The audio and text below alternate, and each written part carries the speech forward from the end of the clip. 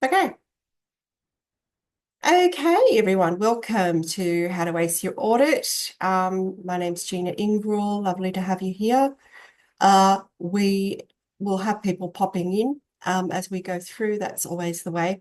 So I do recognize a couple of names in here. Is there anyone is there anyone who hasn't been to one of my webinars before? Just a thumbs up if you haven't been.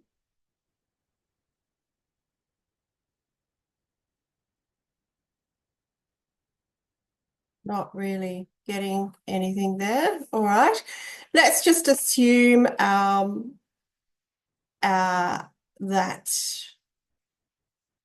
everyone's here who we'll just pretend you haven't been. We'll start from scratch. I would like to know though, who is here. Thank you, Dylan. It's nice to meet you. What I would like to know from the onset is by way of a thumbs up. Thanks, Pravin. By way of a thumbs up, if you want to tell me, just do the thumbs up when I say the particular audit type. Who's going for their very first audit and it's completely provisional, you've got no clients?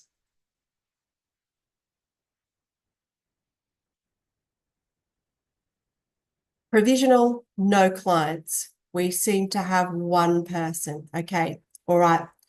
Two people. Provisional with no clients. Okay. Who is going for their first audit, but they are taking clients in with them?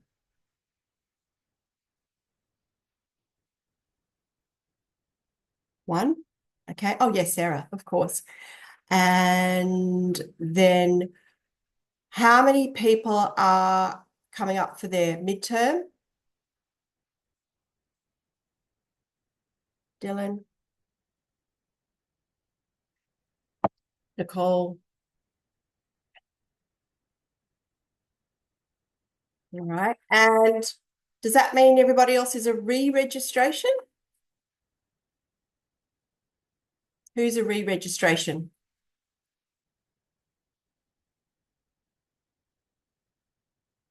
That's your 3-year point. Re-registration. Okay. Welcome to the people who've just come in. We're just deciphering who's here for what. And so does anyone here for a conditional audit?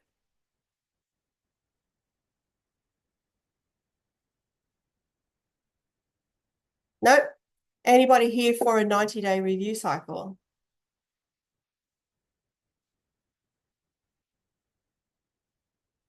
No. All right. All right. So I've said a few different types of audits, haven't I? So I'm just going to just explain them. It's always worth taking 5 minutes to do that. So obviously, your provisional audit is when you're going to audit with no clients. Now, sometimes you can be partly provisional and partly certification. Certification is when you have clients because they're being certified, yeah, or witnessed. So you may be you can be part provisional, part certification, because you might be going in as a provisional, but you've got a few clients in a few different service groups. Okay, and then your other type is completely provisional, which means there's no clients whatsoever.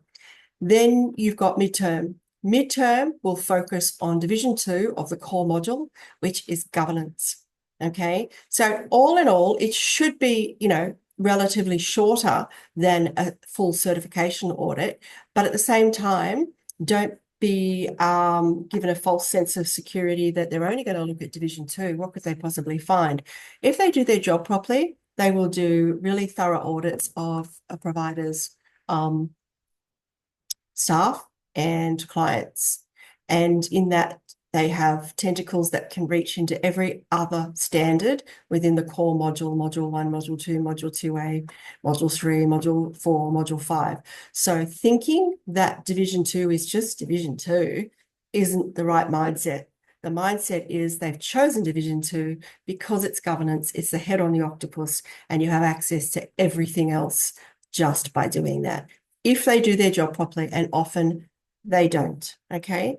That's the luck of the draw. And I don't, you know, it might be nice to have a light audit, but at the same time, it's not really doing anybody any good. And then there's re-registration, which happens at the end of a 3-year cycle.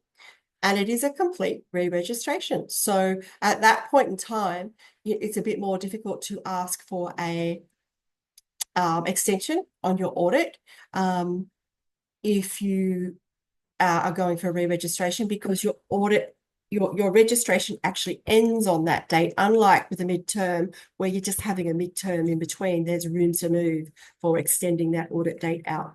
Re-registration is a little bit more tricky, but we get many people who come to us for internal audits, and they have so many non-conformities to fix. There's no possible way they can do it by the date they've set, and we do assist them to write to the Commission and ask for that extension.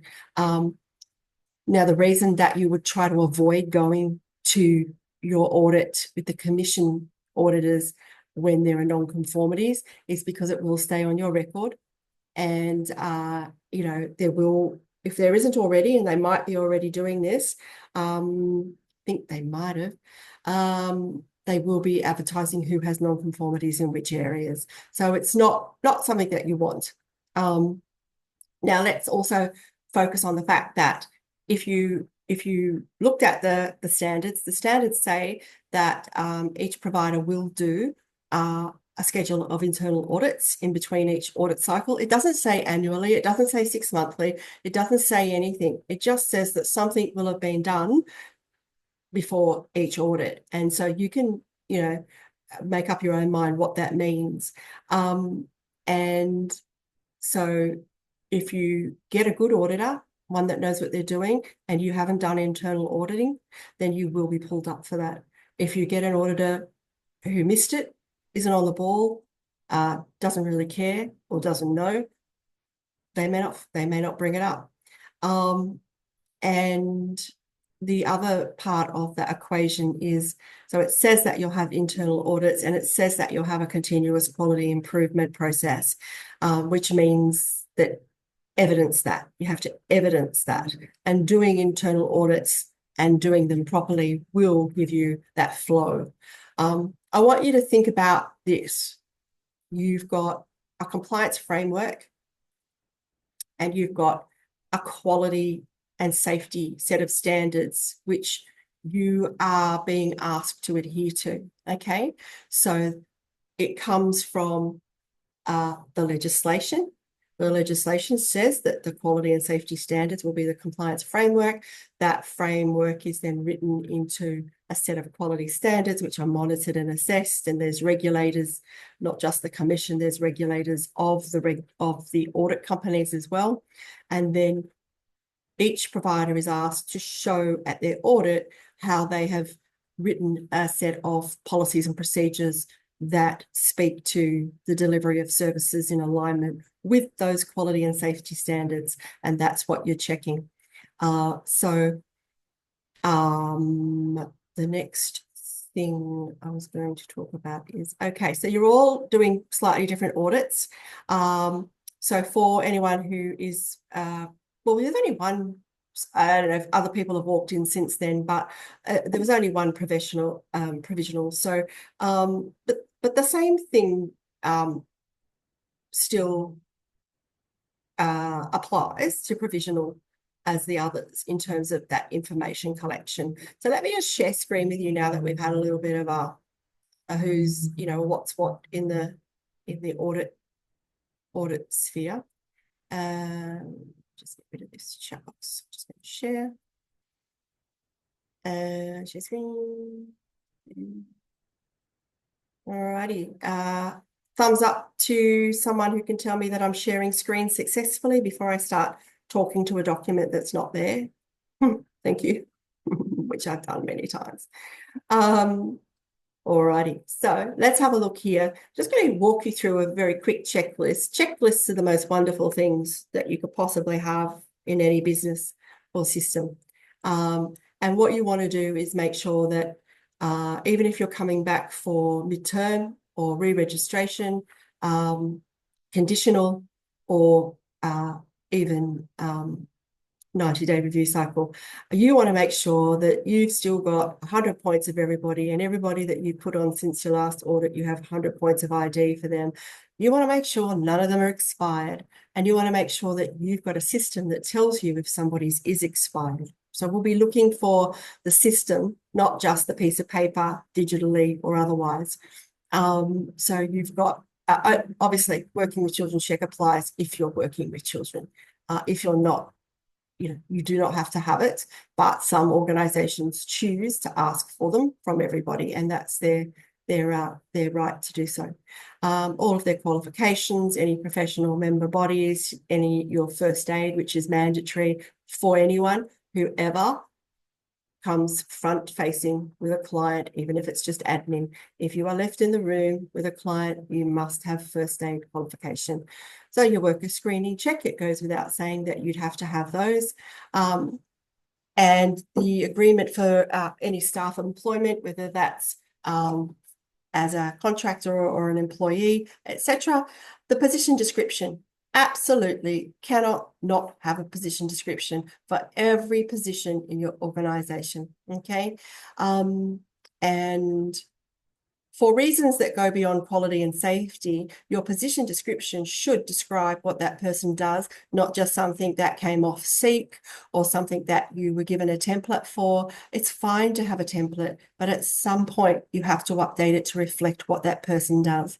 And the way to learn the hard way is when you're taken to, wasn't Fair Work in those days, but if you have to go to the Industrial Relations Department, which is now Fair Work, and argue why you wanted to get rid of somebody, you haven't got a leg to stand on if you don't have an accurate position description. Plus, you can't expect anyone to do their job properly if their position description doesn't describe what they're supposed to be doing. So, I have had consults with providers where they've said, I need help, my staff, this, go in there. First thing I asked was position description, nothing in there even related to what those people were being asked to do. I mean, how can you possibly expect someone to do their job when you haven't even documented what it is that they're to do? Are they supposed to guess, perhaps, any of their professional development, all of your insurances, business-wise, for the provider, they must be all gathered and ensure that they are up to date and ensure that you have organised them in such a way that the things that need to be maintained by dates have a system to be able to do that. And that can happen in a number of ways. It could be a software, or it could be an Excel spreadsheet, or it could be a Word table. It doesn't matter what it is, as long as you demonstrate the system. The piece of paper being present, or the digital piece of paper being present, that's 50% of what we're looking for. The other 50% is the system that you are using to maintain the idea that you know when these things are due, and you'll be on top of it by making sure that someone is alerted when something is about to expire, okay?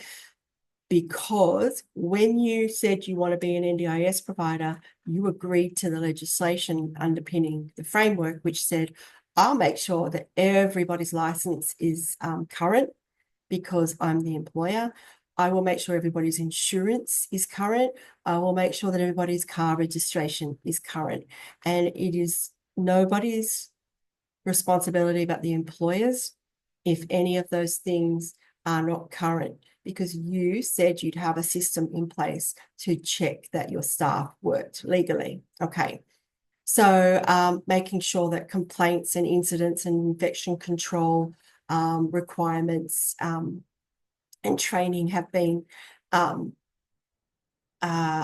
undertaken. I mean, these are the absolute mandatory things: complaints, incidents, infection control, mealtime management, medication training if you deliver it, waste management if you deliver it, emergency and disaster for all staff, no matter what, always to the level and proportionality of your business type and the services it delivers. But suffice to say, if you register for a core module, you are signing up for emergency and disaster, but it's going to look different in a SIL provider's reality to that it would look like for someone who does a bit of personal care, or that does a little bit of group, has some groups centered activities and things like that. It's different. You have to be able to adjust what is needed under that for each one of those types of services based on the complexity, the size, etc. Then you're going to want to have all of your key business documentations in place. Once again, it talks about those insurance, it lists them there, but we've already said that you have to have them. There's nobody here who's getting registered. So, I'm not going to speak to those who are provisional, just making sure everything's in line. And yeah, as auditors, you know what? We do see people whose insurances have expired. We do see people who sometimes licenses have expired. Sometimes we see people who will have on their software, the license shows it's expired, but they go, no, we do have it. And we go, well, it's irrelevant. Your system is showing me that it's expired. So why would you bother with, your system shows me that. So regardless of whether you can pull out your license and show me, your system isn't working. So that's a systemic issue. Yeah. So making sure that your systems are reflecting and that you're using your systems to make sure that everything is as it should be and that you promised you would do when you signed off on becoming a provider.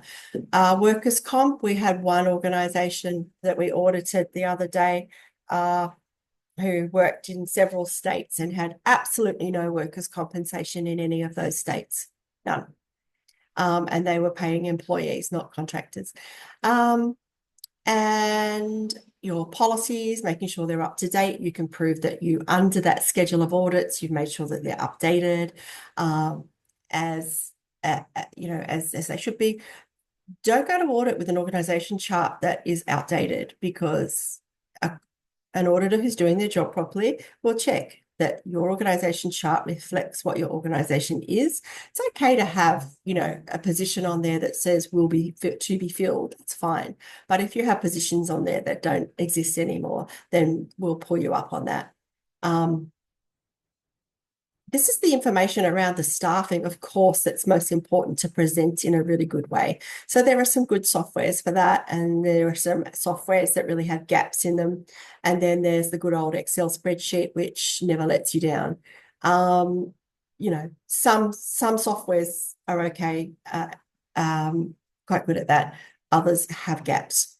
Remember your business plan or strategic plan, whichever one you want to be going. I don't think there should be a choice of business plan or strategic plan under the standards that preceded the NDIS, throughout the community services and health. You had to have a strategic plan, which was either 3 or 5 years, and a business plan, which operationalized that, and you updated annually. But for whatever reason, in the NDIS thinking sphere, business or strategic plan was okay. Going back for your midterm and going back for your re-registration, you need to make sure you've updated it. Don't go back with an old one. Show that you have got some measurement. You've looked to see how you've gone against the things you said you were going to do, the objectives that you said you were going to do in that first plan, and have evidence of reporting on the effectiveness and in how you achieve those things and how you're going to tweak those things. And then in relation to your governance, you'll need to make sure that, all of these governance related things are up to date, such as your risks, your compliance, your incidents, your emergency and disaster, your business continuity plan has been updated, your emergency waste plan, making sure that that is displayed where it should be or given to the staff that should have it. And, if you have a compliance system, then making sure that is well and truly up to date. And so that's the readiness for that. The rest is just, the sort of stage 2 implementation. So let's nip across now to, if you're at a place where you just don't know if you've got all this stuff and asking yourself, well, how will I know? there's a few ways. The most thorough way is to, if you've already got an Excel-based compliance management system and you're not using it, start using it, because it is the best way to get audit ready. Now, if it's the best way to get audit ready, then keeping it going is the best way to stay audit ready, isn't it? So the idea is, in a immature quality organization, they would usually be playing catch up and just getting ready when they had to and putting out fires when they occurred. As an organization gains maturity in quality management, they stop putting out fires and they're able to start planning amazing innovation and progress their organization. Now, it's not to say that we haven't seen some unregistered providers who have just, grown well beyond anything they should have, and have made, an utter mess, and you wouldn't send your worst enemy to be serviced by one of those providers. Start out with quality and you'll build on a solid footing. But if you do the opposite, you only have to look at the banning orders in most of those providers. A lot of those providers have been people that have, either grown too quick, or they're, they just have no idea what they're really doing, and they haven't used the systems to help guide them in a quality manner. So get yourself, if you've got software, make sure you're using it to its fullest capacity. If there's something that it isn't able to do, then you need to supplement that with a register of some sort. So making sure that if you're a really small organization and you're not big enough for staff meetings, you still need to display some kind of record of conversations that you've had collectively with your partner or yourself, even yourself. Making a record of the decisions that you've made, because it's government money that you're spending. So the same thing applies, but unfortunately not as vigilantly as it did before the NDIS scheme, that when you take government money, you have a few obligations, and these are some of them. So explaining what decisions you've made. If you're small, you're a one-person show or a two-person show or a three-person show, just being able to record these things and give evidence that you've thought it through. And the most important part of that is that thing that you're deciding a risk? And if it's a risk, you go straight onto your risk register to be workshopped. Yep. So the next thing is, obviously, the actual cornerstone of a set of quality standards of a business, of anything, is the corporate risk register. If it's not done, you have an instant major non-conformity on your hands. And it's just a sign of inexperience or laziness or lots of reasons, but it's very telling when there isn't one. It has to be done. And you need to cover off on some very, very specific categories, which you don't have to guess. It's in the standards what categories are the minimum things to address in your risk plan or risk strategy. You need to show that you've reviewed your policies, in between audits, and the dates that you've done and what you've done, what the reviews were.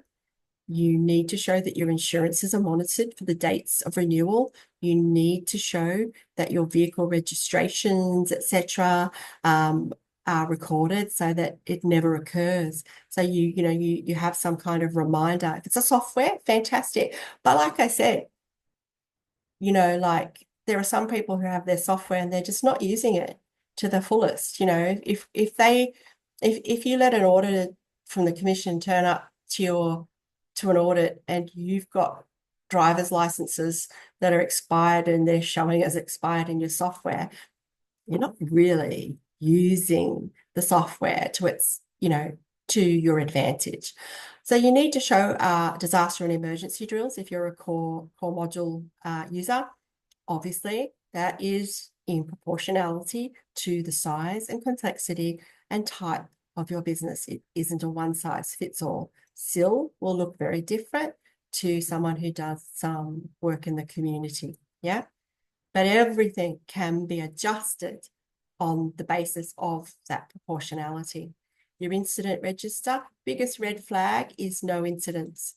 Biggest red flag. We're seeing less and less people proudly rocking up to audit saying, I don't have any incidents. That's just simply not true. It can't happen. It doesn't happen. It's impossible. You know, there might be a 0.1% chance of someone not having an incident in this particular sector, and even for any sector really, because that just really tells us that you're not really on board with what the definition of an incident is. So recording them and making sure that the reportable incidents are easily identifiable and not just sort of mixed in there with the other incidents, because they obviously have, you know, particular tasks associated with them. So then we come down to our, where was I? I think I jumped over this. Conflict of interest, probably one of the most common non-conformities.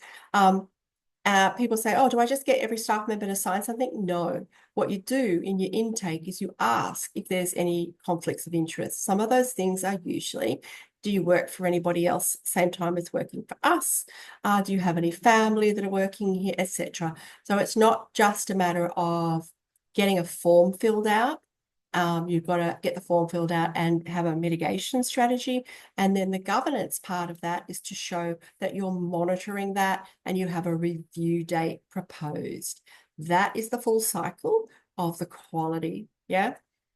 So conflict of interest, delegations register, you can have that in a policy. It doesn't have to be in a register on its own. We just find it easier to be there. It's really messy in a policy, so we keep it in here. We have some fairly stock standard things here in our delegations register. People can remove what doesn't apply to them. We always leave service manager empty because we expect that you need to be able to write your own service manager tasks, and who is the main person responsible, who would be the person responsible should that person not be available. We call this like, it is a place that tells you what people do within the organization, but it's also the plan B. What happens when the person who usually does a job is no longer available to do it? You know, if they go to hospital or something like that, we always used to refer to it as the got run over by a bus, yeah? Standard. So yeah, you've got to have this laid out so that you know who is going to do something in an emergency or where someone's not available. Incident register, internal audit tool, you know, like I said, in between your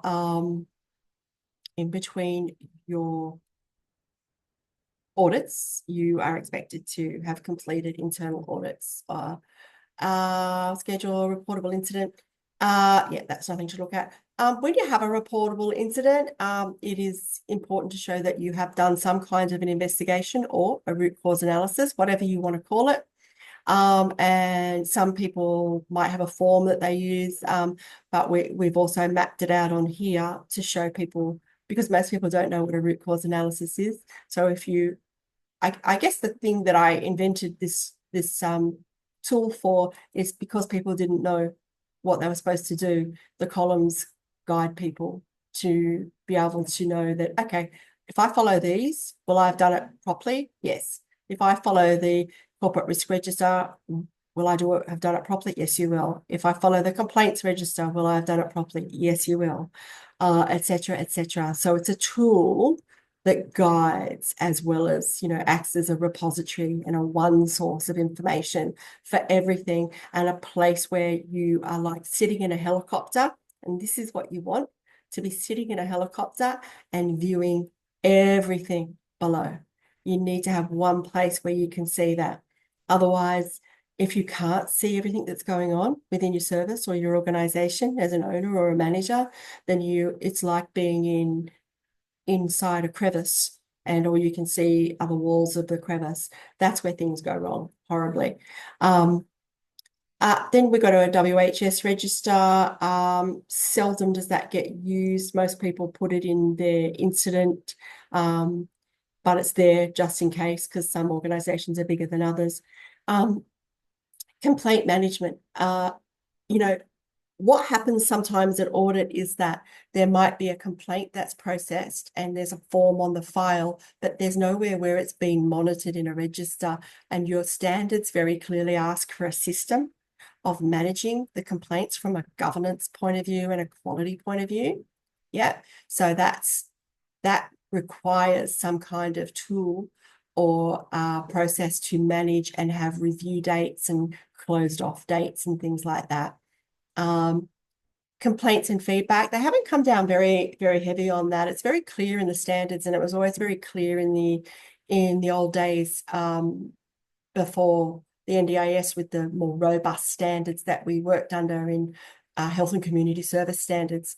But they're not, I guess, because honestly, if you look at it, for the way I think is they've got such bigger fish to fry with so much danger, so many dangerous antics going on, so little quality and compliance adherence that, you know, getting a non-conformity for getting feedback about complaints is probably the least of their worries. So, you know, I think we just don't see much of that being talked about in audit reports.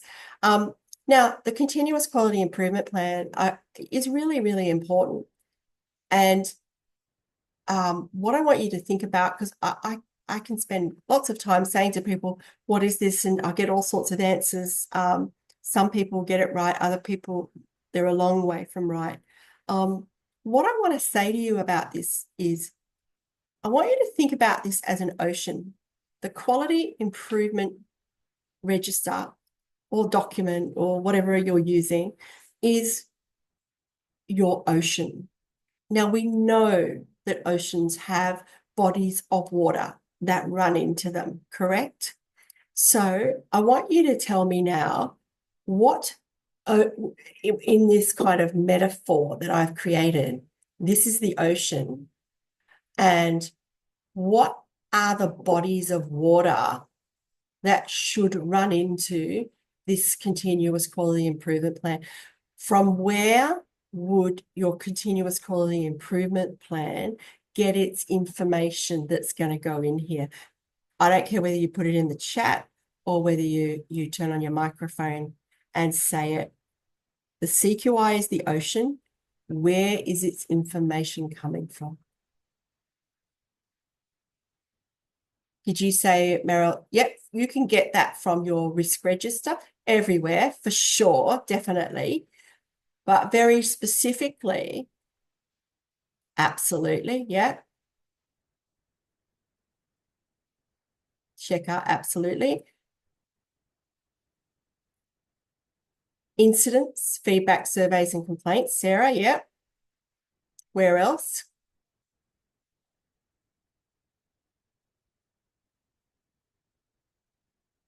Yeah, appraisals, staff appraisals, yeah.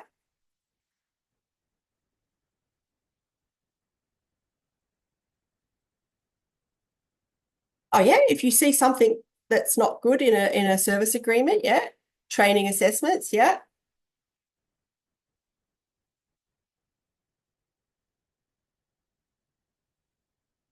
Internal audit for sure.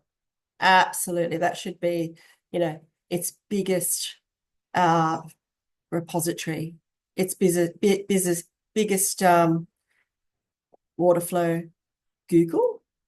Oh yeah, if you see something, yeah. I mean that if you're looking for, I mean, like I talked about the maturity scale of the organizations, there's only a number of organizations, a smaller percentage that are in a mature quality state. Most people are putting out fires and learning how to do just the day-to-day. Once you get to a higher higher number on the maturity scale of quality. You start innovation and you would, start looking for things that you really want to do. And it becomes a lot easier. SWOT analysis. Yeah. Here's what I'm going to say. Facebook reviews, yes. Here's what I'm going to say. Your three main areas for feeding your continuous quality improvement should be your risk register, your complaints register, your incident register, and then everything else is on an equal footing after that. But I'm only going to say those ones because the standards say that in the incident and the complaints register that you show how these tie to continuous quality improvement. So that's the only reason I've said those two, okay? But it can come from all the other places. But of course it comes from internal audit because an internal audit naturally makes you a continuous quality improvement plan if it's set out properly, yeah? Naturally. But knowing for your standards, what I want you to know is that it is absolutely mandatory that your incidents and complaints are flowing into your continuous quality improvement. But of course, they can come from anywhere. There's the innovation side, and then there's the rectifying dangerous things side. So, yeah, well done. But just know, if you haven't shown that your incidents and your complaints have been massaged into a continuous quality improvement plan and process, you'll get a non-conformity for that. So that's a must. The other things, absolutely, they should go in there. Yeah. Where was I? Yeah. Yeah, so super duper important. Feedback is feedback. I don't think we need to spend any time on that. There is still a requirement within those standards to show that, the environment of your workplace, whatever that might be, is sanitized. And that goes for vehicles, as well as still homes, as well as, group areas and things like that. Do I see that as I know it's not done very often, but do I see it on audit reports when we're doing internal audits? Not so much, because I think, once again, I think it's there are so many big fish to fry that possibly that gets neglected. But then we can turn around and next week we'll have one that says, oh yeah, absolutely no evidence of that. So yeah, meeting minutes, best thing that you'll ever have, for so many reasons. It will carry so much information. And the first thing I learned in social services health management was that, especially running houses and especially running houses where there wasn't a high qualification level in the people that worked on the front line. Completely different, really, when I was working in health, where I was working with highly qualified people who already had been taught processes for monitoring deterioration and quality and stuff like that. But that support worker exposure was the first place where it became an absolute gem of a tool to use meetings and meeting minutes, therefore create really good templates for standing agenda items. It became really important for me to use those times as my eyes and ears. And I teach that to every manager that I've ever had under me, and teach it to teach it to providers that I work with, whether it's long-term or short-term, that your frontline meeting, they may not be able to put it in the same wording that we can, but if you have the right agenda items every staff meeting, then you will constantly collect the information that you need to know what's going on down there. If you're not collecting the information, you're going to get, it's when you get surprises. So they have the biggest wealth of knowledge, and that's where I grow my talent pool, and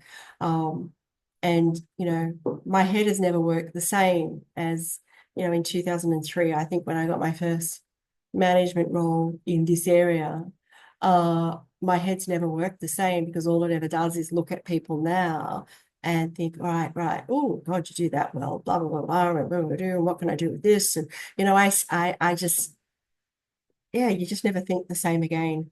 When you've got a really difficult staff member, it's really good to give them a little bit of a management try at management, and they generally go back in their, they generally behave themselves after that, after they've had an opportunity to see just how difficult it really is in managing people. But yeah, so these minutes are really important. And that's what we're looking at to see if you've got governance.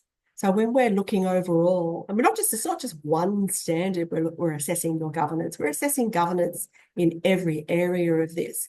If you're an experienced auditor and service provider and manager, you'll know exactly when you see governance and where it rears its head. Yeah. So we're looking for governance, and you've got no governance if you've got no staff meetings. And if you've got no staff meeting minutes, well, you're not taking it seriously. So, we're just looking for threads of governance through everything. And meeting minutes are one of those tools. If you're SDA or SIL, you will need to have done maintenance inspections and show that you have. If you, have different sites, you would be advised in having, site registers as well.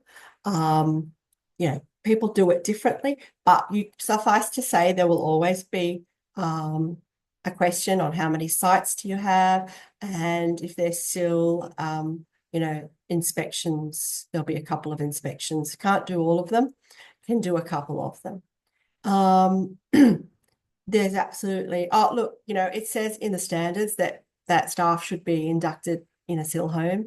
I rarely ever see it. We still assess it, and we still give a non-conformity on that standard, but hardly ever see that in the audits that come through to us, not being looked at.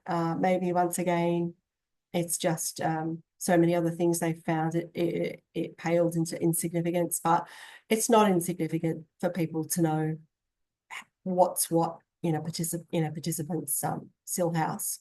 It's not at all. It should be, made really important so that you have less issues, to be honest. There's nothing that says you need a referrals register. We just think it's a really good idea. You need to store your training somewhere. The training needs to be listed. People are getting much better at that, much better. We're seeing less and less of that. It's usually the new providers where we're seeing, absolutely no training or not enough. And the things that will help you with making sure you stay audit ready is having staff onboarding checklists, so that you're collecting all that information once, gathering it, filing it, doing what you need with it, making sure that whatever needs to be monitored is put into some kind of tool or software where that date can be monitored. We're still seeing a lot of non-conformities with performance appraisal. It has to be done annually. For people who are employees, it has to be done annually.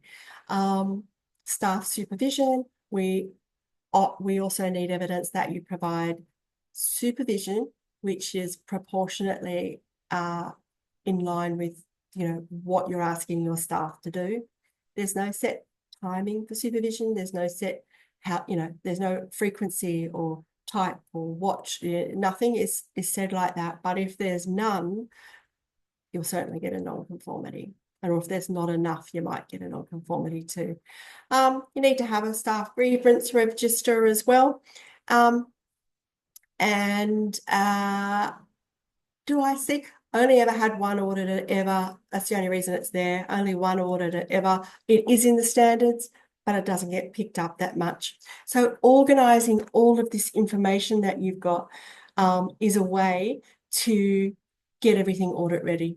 By going through this, you become audit ready. So set up a procedure for yourself to do.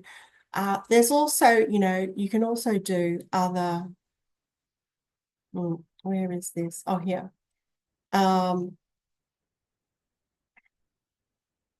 There's also other tools like, we kind of took this we adapted this one from all the requests from the auditors that we work with, all the requests for documents to our clients. And so this is what they were asking for.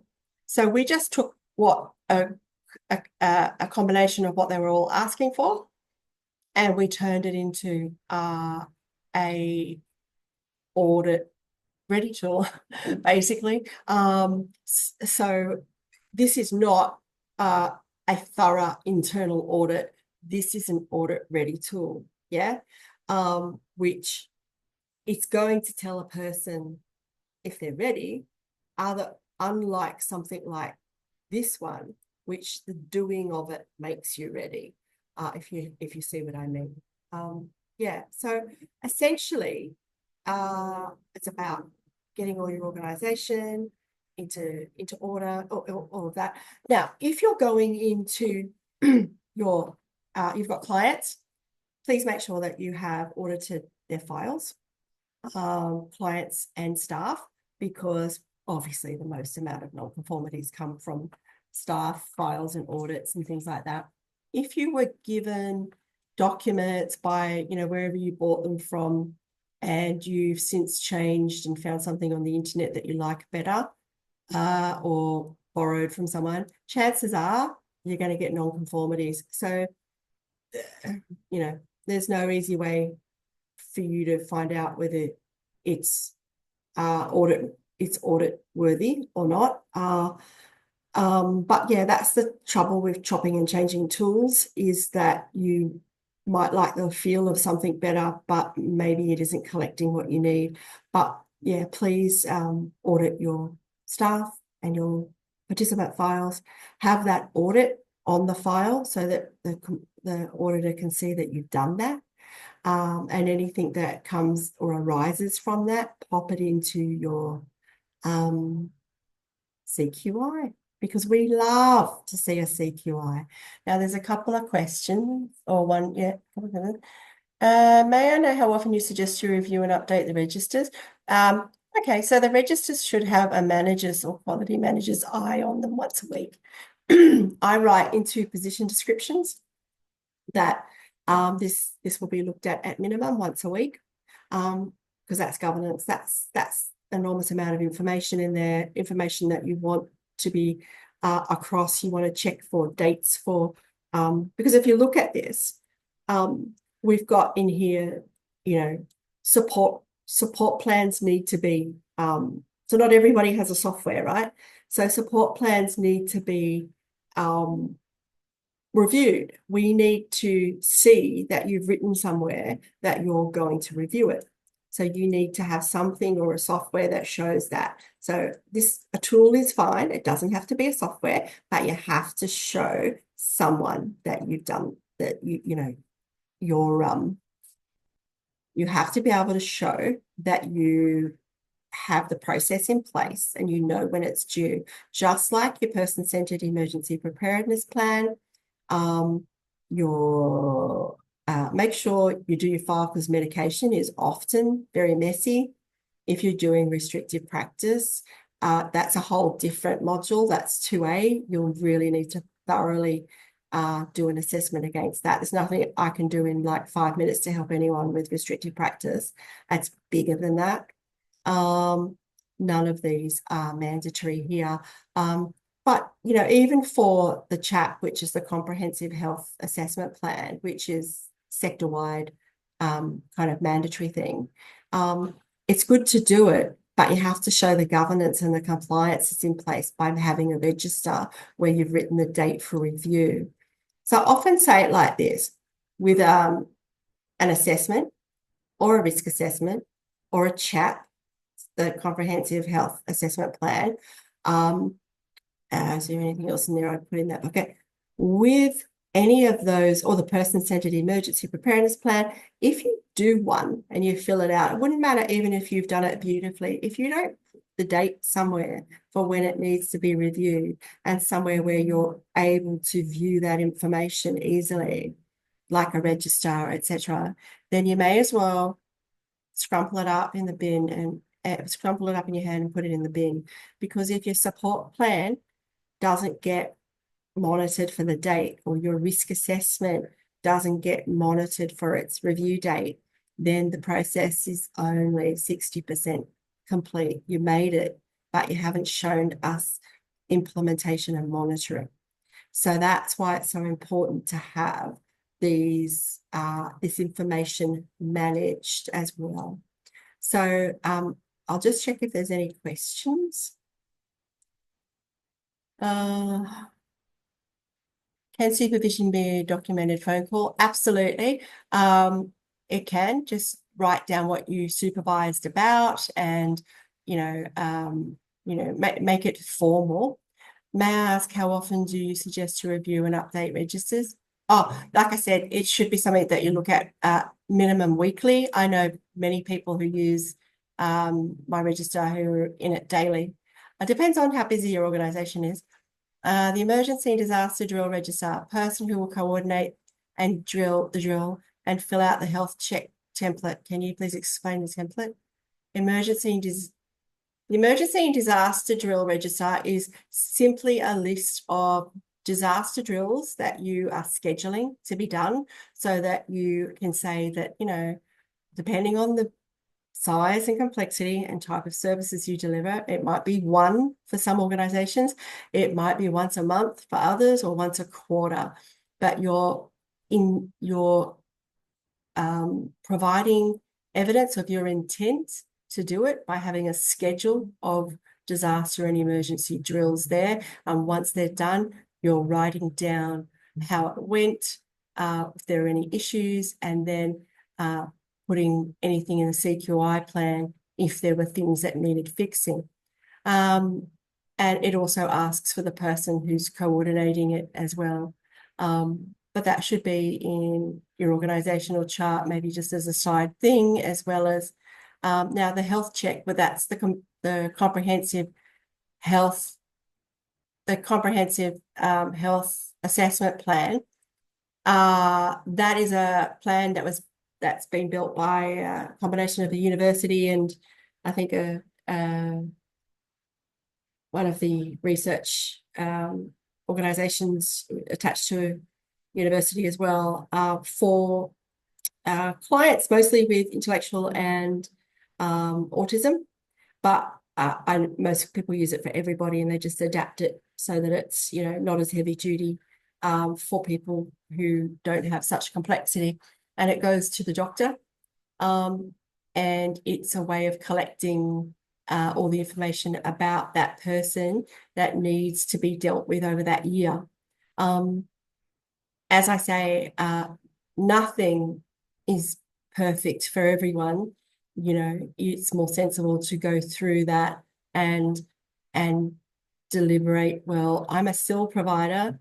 Yeah, okay, I need to take this document in its fullest to the doctor and have them put in the pieces of information that are needed. But if you're just doing personal care once a week, a little bit different, you would have something a lot lighter on than that, and maybe not at all. They might even say, look, my family are doing this for me, I don't need it. Therefore, you have a progress note that says this person doesn't want this. It's not for them. When you look at, okay, if SIL providers, that's an absolute need to do it for a SIL client because they're in 24/7 care. If you work backwards from there and you say, okay, so when I'm doing personal care, when does it become necessary for me to do that? Well, a whole lot of things go into that, don't they? So if you're doing personal care for a person every single day, there's a very good chance that's, the time and the situation where that needs to be completed too. But if you're doing the same thing, 7 days a week, personal care and some community care, etc. But they have a family member that's looking after that, different kettle of fish. It takes critical reasoning. You just need to think it through. What suits one situation may not suit the next, yeah? Do I have records for this meeting? What, am I recording it? I'm recording it, yeah. I think, yeah, I think that kind of answers everyone's questions. Any other further questions about this? So at the end of the day, it's about making sure that you've A, done everything the way it's supposed to be done. B, you have evidence that you've done it. C, you can show a line of governance, risk and compliance as well. Evidence, evidence, evidence is essentially it. And so, I mean, I guess if you think, if I tried to explain getting all of that information and I didn't have something to sort of show you what is a tool that organizes that, it would be very abstract trying to explain all of that information that needs to be collected and processed and managed in a certain way. Yeah, so, okay, all right. Well, if there's no further questions, I'll just give it a minute. Thanks, Sarah. Alrighty. Well, thank you, everyone. And thank you to those who'll be watching this from the comfort of their homes at a later date. No problem, Carol. Thanks, everyone. Okay. Have a great day. Thanks, Shakal. Bye. All right.